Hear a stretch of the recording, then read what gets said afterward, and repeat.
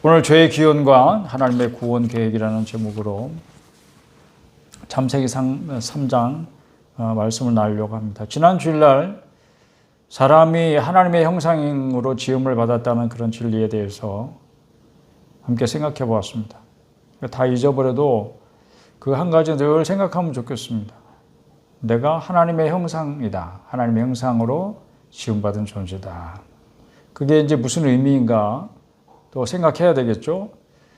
근데 그게 만약에 이렇게 거꾸로 생각해 보면 좋을 것 같아요. 그게 무슨 의미인가 그럴 때, 만일 내가 하나님의 형상이 아니라면, 하나님의 형상으로 지음받지 않았다면 내가 다른 동물이나 식물과 다른 게 무엇인가? 이렇게 생각해 보면 하나님의 형상으로 지음을 받았다는 게 다른 동물이나 식물과 다른 어떤 특별한 그런 존재구나. 내가 그런 의미를 생각할 수 있을 것 같습니다. 만약에 그렇지 않다. 하나님의 형상으로 지음을 받았다고 하는 사실을 내가 잊어버리고 산다. 그러면 한낱 물질에 불과한 것입니다. 하나님께서 사람을 뭘로 만드셨는지 생각해 보세요. 흙으로 만드셨잖아요. 흙. 거기다 하나님의 생기를 불어넣을 때 비로소 살아있는 존재, 생명이 된 거죠. 근데 그것을 생각하지 않으면 우리는 흙에 불과한 것입니다. 인간 역사의 불행과 비극이 바로 이 진리를 잃어버린 데서 비롯된 것이 아닌가. 그렇다면 불행과 비극을 극복하는 비결이 뭐겠습니까? 이 진리를 회복하는 데 있지 않겠는가. 그런 생각이 미치는 거죠. 현실을 바라볼 때보다 인간은 왜 이다지도 악한가. 그런 생각할 때 있습니다. 그럼에도 불구하고 구원받을 만한 가치가 있는가? 성경이 하나님의 대답입니다. 성경에는 하나님이 그런 사람을 구원하시기로 계획하셨답니다. 그리고 그것을 실행에 옮기셨답니다. 그러니까 창세기 이후에 66권 이 모든 성경은 바로 그와 같은 하나님의 구원 계획과 그리고 하나님께서 그 계획을 어떻게 이루어 가시고 이루셨는가 하는 것을 보여주는 그런 이야기입니다. 근데 그런 구원 계획에 대해서 사람이 보여야 할 반응은 무엇이었습니까? 하나님을 기뻐하는 것입니다. 그래서 성도들 향해서 성경은 하나님을 기뻐하라 이렇게 명령합니다. 그러니 그 명령을 받은 성도들이 오늘도 마음을 다해서 날 구원하신 하나님, 그 놀라우신 은혜를 찬양하고 감사할 수 있기를 바랍니다. 하나님의 형상으로 지음을 받았다. 그러면 어떻게 살아야 되겠습니까? 여러분 생각해 보십시오. 저는 그냥 한마디로 오늘 우리가 함께 부른 찬송 가운데도 분명히 있어요. 144장 우리가 준비 찬송 함께 부른 찬송입니다. 바르게 살아야 됩니다. 바르게 살아야 된다 이렇게 말하니까 그거야 뭐 어린이들도 다 아는 대답, 뻔한 대답 아닙니까? 어린이들도 다 알지만 나이 먹은 어른들도 그렇게 살기가 결코 쉽지 않은 것입니다. 실제로 사람들이 여러분 아시는 대로 어떻게 삽니까? 바르게 살지 못합니다. 그렇게 살고 있지 못해. 그러니까 어려움들이 생기잖아요. 불행한 일들이 생기고. 그런 인간 세상을 보시면서 하나님 어떻게 하셔야 되겠습니까? 여러분이 하나님의 입장을 바꿔놓고 내가 하나님의 입장을 어떻게 알겠어? 한낱 인간이. 그렇지만 여러분이 최대한 여러분의 상상력을 발휘해가지고 내가 하나님의 입장이 돼 보십시오. 그래서 내가 하나님이라면 지금 인간 세상을 바라보시면서 어떻게 할 것 같아요, 여러분? 바르게 살지 못했습니다. 삐뚤어진 삶의 결과로 온갖 불행과 비극이 찾아왔습니다. 그런데 사람들은 어떻게 생각하고 있어요, 지금? 자기가 옳다고 생각하고 있어요. 진짜 그렇습니까? 진짜 그렇습니다. 왜? 아이고, 내가 잘 살아야 되는데 참 잘못 살고 있어. 이런 생각들 다 사람마다 다 하고 산다고 생각해 봐요. 그러면 싸울 일 있습니까?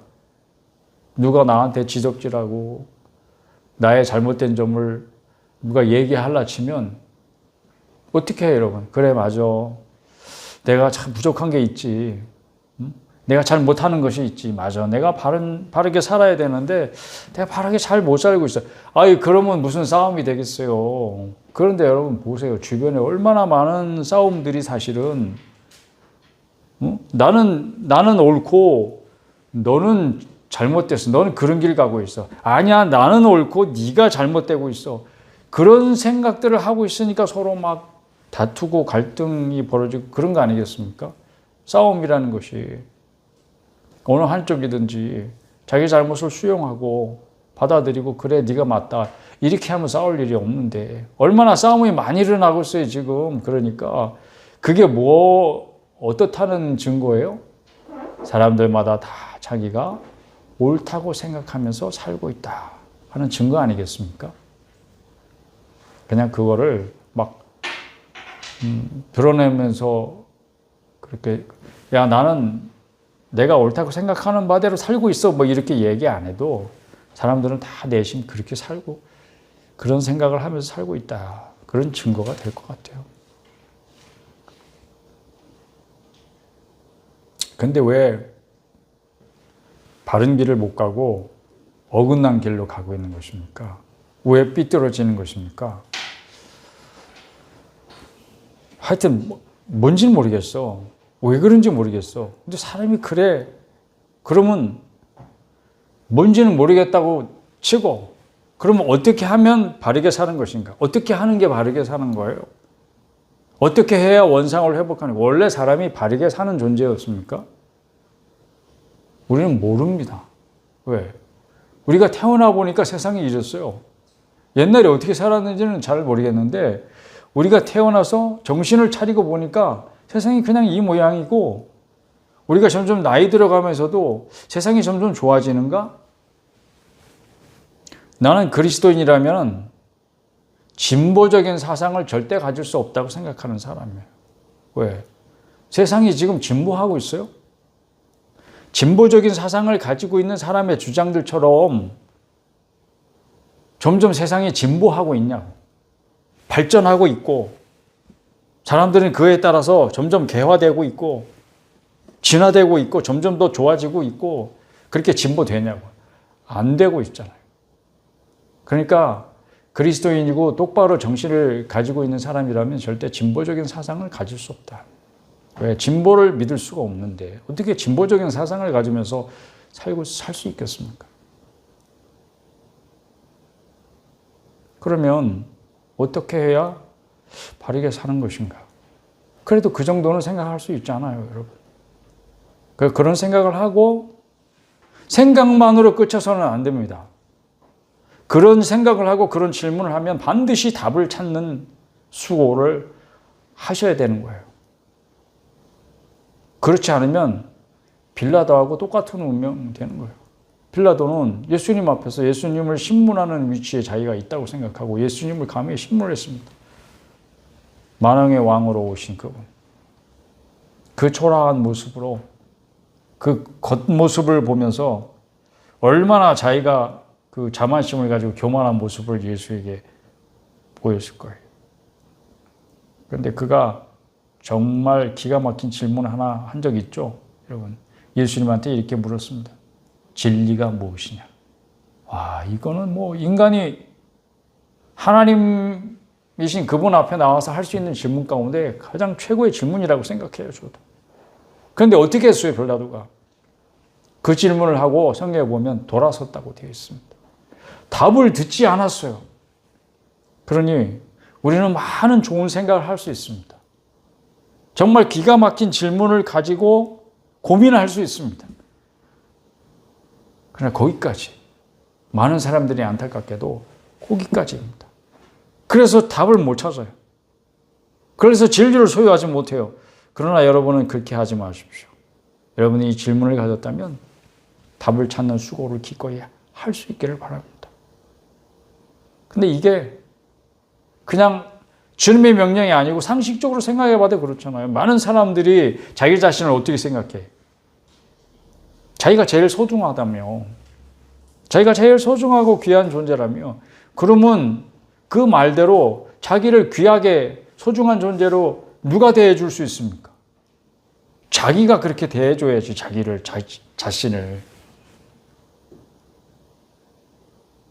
자기가 세상에서 제일 소중하다고 그러면서 사실은 제 몸에 나쁜 것을 먹이고 병들게 만드는 안 좋은 습관을 갖게 만들고 염려하고 짜증내고 분노하고 부정적인 감정을 가지게 만들어서 스스로를 파괴하면 되겠습니까? 여러분 자신이 진정 소중한 존재라고 생각한다면 여러분이 겪고 있는 모든 불행과 비극의 원인이 무엇인지를 누가 가르쳐 주겠다면 관심을 가져야죠. 그래서 사실 많은 사람들이 이단에 빠지고 사이비 종교에 빠지는지도 모르겠어요. 그런 갈급함, 그런 질문을 하니까 답을 찾다 보니까 그런 비슷한 것에도 가는지 모르겠습니다. 그러나 그럴지라도 그게 뭔지 관심을 갖는 것이 맞습니다. 인생의 불행과 비극으로 빚어진 모든 재앙에서 건짐을 받을 수 있는 근본적인 해결책이 여기에 있다. 그럼 마땅히 관심을 가지는 것이 맞습니다. 여러분, 답을 찾으시기를 바랍니다. 그런 답을 어떤 사람이 찾느냐? 나는 그 답이 필요 없어. 나는 내 식대로 살다 갈 거야. 그런 사람들은 답이 주어질 수가 없죠. 그런데도 많은 사람들이 이렇게 말합니다. 하나님의 도움이 필요 없습니다. 나의 생존 방식은 내 스스로 결정하겠습니다. 무엇을 먹든지 마시든지 뭘 먹을지 말지 내가 결정하겠습니다. 이렇게 합니다. 이게 바로 선악과 사건의 핵심이에요. 여러분. 오늘 읽은 이 창세기 3장 말씀이 사실은 아담과 하와가 하나님께서 먹지 말라고 하신 선악과를 먹게 된 그런 스토리를 기록한 게 창세기 3장이잖아요. 여러분. 그렇죠? 근데 그게 그냥 선악과를 먹었냐, 먹지 말라는 선악과를 왜 먹었냐, 이게 핵심이 아니에요. 여기다 핵심을 맞추면 어디까지 가냐면 그 선악과가 뭐였대? 사과였대. 세상 사람들은 그렇게 생각해. 그런데 유대 사람들은 사과가 아니야 이것들아, 무화과야. 무화과가 아니야, 자몽이야. 자몽은 무슨 포도야. 뭐 이러고 싸운다니까. 아유, 선악과가 사과면 어떻고 포도면 어떻고 자몽이면 어때. 그러니까 이게 다 뭐예요? 본질을 흐리는 그런 다툼인 거죠. 사람들로 하여금 핵심을 벗어나게 만드는 그런 질문들이에요. 그러니까 그거 굉장히 사탄적인 것입니다. 왜? 사람들이 핵심을 못 가지게 하려는 거죠. 핵심을 건드리지 못하게 자꾸 본질을 흐리는 거죠. 여러분, 사탄에게 속지 마세요. 선악과가 뭐 사과라고 합시다. 아니면 여러분이 좋아하는 과일이라고 합시다. 그러니까 먹었겠죠. 하와가 보니까 보암직도 하고 먹음직도 하고 기가 막혀. 저거 먹으면 내가 그냥 아주 힘이 날 것 같아. 그런 유혹을 받았단 말이에요. 그래서 어떻게 했어요? 누가 먹지 말라고. 자기는 안 먹겠다고. 그러니 누가 입을 벌려서 억지로 먹였습니까? 아니요. 자기 스스로 먹은 거예요. 그런 인간의 태도를 가리켜서 성경은 뭐라고 말하냐면 교만, 거만함, 영어로는 프라이드. 사람이 말해야 프라이드가 있어요. 예전에 기아 자동차에서 나온 프라이드라는 자동차가 있었는데 요새도 나오나요? 저희 가족도 프라이드를 본 적이 있습니다. 그때 농담으로 부교육자 시절이었는데 목회자가 말이야 가진 것이 없어도 프라이드가 있어야지 말이야. 그래서 나는 승용차도 프라이드야. 뭐 이렇게 농담으로 말한 기억이 있었던 것 같아요. 근데 그 프라이드가 우리나라 말로 번역하면 바로 자만심이에요. 그러니까 영어 성경에는 프라이드라고 되어 있겠죠. 이 교만이. 바로 그게 죄예요. 죄의 본질이고 죄의 뿌리고요. 선악과 사건의 스토리는 바로 인간의 교만함이 하나님께 죄라는 것을 보여주는 이야기입니다. 여러분이 죄라고 부르는 행위들은 사실 뭐예요? 죄의 결과들인 거죠. 단지 먹지 말라고 한 선악과를 따먹은 행위를 죄라고 말하는 게 아니라 그 이전에 이미 그 사람의 마음속에 자리 잡은 의식. 그래, 맞아. 내가 뭘 먹든지 말든지 그거는 내가 결정하겠어. 사실 그 동산 중앙에 선악과만 있었던 게 아니죠. 생명나무 열매. 먹으면 생명을 얻고 생기가 나서 또 팔팔 날아다닐 것 같은 그런 힘을 얻는 그런 나무의 열매도 있었어요. 마음대로 먹어도 되는 거였죠. 단지 선악을 알게 하는 나무 열매는 먹지 마라. 하나님 명령이었습니다. 하나님께 의존해서 사는 존재였어요. 그 사람이. 그런데 그 사람이 어느 날 내가 뭘 먹을지 말지 내가 결정할게. 그러니까 자기 생각이 하나님보다 먼저가 된 거예요. 이게 교만이죠. 그게 죄입니다. 한마디로 하나님께로부터 독립하기 위해서 하나님을 떠난 것입니다.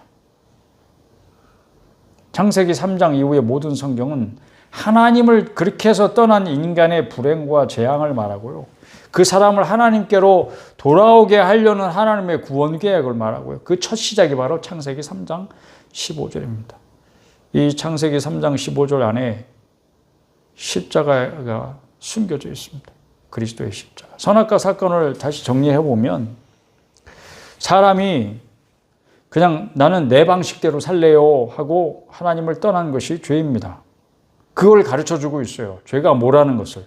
그리고 그 죄의 처음 출발이 기원이 무엇인지, 그 죄의 뿌리가 무엇인지, 사람의 교만함입니다. 하나님을 알지 못하는 사람들이 얼마나 기본적으로 교만합니까? 자기가 중심이잖아요. 항상 자기 본위잖아요. 자기가 제일 잘난 거잖아요. 자기가 항상 옳은 거잖아요. 세상이 자기 중심으로 돌아가야 되는 거잖아요. 그리고 그 죄의 배후에 뱀으로 상징된 마귀의 유혹이 있다는 것을 선악과 사건이 또 보여주고 가르쳐 줍니다. 그리고 그 뱀은 그 이후로 흙을 먹고 사는 존재가 되었어요. 뱀이 흙 먹는 거 보셨어요? 뱀이 흙을 안 먹죠. 그러니까 이게 무슨 얘기예요? 사탄을 하나님께서 정죄하신 거죠. 영이 떠나서 흙이 되어버린 인간을 먹고 사는 존재로서 사탄은 지금 존재하는 것입니다. 그래서 하나님을 떠난 존재는 물질에 불과한 거예요. 영이 떠났으니 영과 혈과 육으로 만들어진 이 인간이 그 인간에게 하나님의 영이 떠났으니 뭐만 남았어요? 육만 남은 거죠. 육. 혈과 육만 남은 거죠. 그리고 그 혈과 육을 누가 지배하고 있습니까? 죄가 지배하고 죄의 배후 세력에는 사탄이 지배하고 있는 것입니다. 창세기 3장 15절의 말씀은 그렇게 보는 것이 가장 맞는 것 같아요. 하나님을 떠난 사람이 하나님의 법은 선악을 알게 하는 나무, 생명나무의 열매를 먹으면 살 것이고 선악을 알게 하는 나무의 열매를 먹으면 반드시 죽을 거야. 그러니까 넌 먹지 마라. 그 법에 의해서 사람이 죽었습니다. 그날 아담과 하와가 선악을 알게 하는 나무의 열매를 먹었으니까 죽었다고. 우리가 알기로는 아담이 900 몇 살까지 살았잖아요. 그 뒤로 계속 살던데요. 이렇게 얘기하면 안 돼요, 여러분. 여기서 죽었다는 의미는 뭐가 죽었다는 거예요? 영이 죽었다는 거죠. 그래서 영이 죽은 사람이 육이 된 거예요. 그 이후로 아담의 자손들은 다 육이 된 거죠. 죽음은 죄의 결과로 찾아왔습니다. 영이 죽었다는 뜻은 또 뭡니까? 하나님과의 관계가 끊어졌다는 것입니다. 그런 뜻이죠. 그리고 죄와 죄의 배후 세력인 사탄에게 사로잡혀 산다는 뜻이고요. 그 무슨 일을 해도 악할 뿐이라는 뜻이죠, 여러분. 여기 여자의 후손이 나옵니다. 3장 15절 가서 다시 한번 보십시다. 내 후손도 여자의 후손과 원수가 되게 하리니 그랬습니다. 여자의 후손은 내 머리를 상하게 할 것이요 너는 그의 발꿈치를 상하게 할 것이니라. 이렇게 하나님께서 말씀하셨습니다. 여기 여자의 후손은 단수로 되어 있어요. 복수형으로 되어 있는 게 아니에요. 후손들 말하지 않고 한 사람을 가리키는 거예요. 여자의 후손으로 오실 예수 메시아를 가리키는 말입니다. 자기 백성을 저희 죄에서 구원할 자로 오신 예수님을 가리키는 말인 것입니다. 사탄은 이 마귀는 예수님을 십자가에 달리게 하겠지만 그것은 그분의 발 뒤꿈치를 상하게 하는 일에 불과한 것이고 마귀가 오히려 머리가 상하는 치명상을 입게 될 것이 여기에 예언되어 있는 것입니다. 성경대로 하나님이 살아계시고요. 성경의 기록이 사실이라면 여러분은 이제 큰일 난 겁니다. 여러분뿐만 아니라 모든 사람이 다 큰일 난 것입니다. 내가 사는 방식은 내가 결정한다. 이 의식 자체가 하나님 앞에 죄라는 거예요. 그러면 인간들 가운데 죄인이 아닌 사람이 있습니까? 아닙니다. 모든 사람이 죄인이라는 것을 내가 왜 죄인이야 라고 말하는 그 사람조차도 자기가 그런 의식을 가지고 살아가는 한은 죄인일 뿐입니다. 그러니까 죄인이 아닌 사람이 없어. 그러니 구원자가 필요 없는 사람이 없는 것입니다. 나는 하나님 도움 필요 없습니다. 이렇게 말하는 사람도 구원자가 필요합니다. 생명나무 열매를 먹을 건지 선악과를 먹을 건지 하나님이 결정하는 게 아니라 내가 결정해요. 뭐 그게 단지 취향의 문제. 나도 취향이 있어요. 나도 개성이 있어요. 나도 좋아하고요. 싫어하는 게 있다고요. 이렇게 가는 어떤 성향의 문제가 아니라 그게 바로 죄라고. 하나님을 떠난 것이 죄입니다. 죄의 뿌리입니다. 그냥 교만이라고 말하면 얼마나 추상적이에요, 여러분.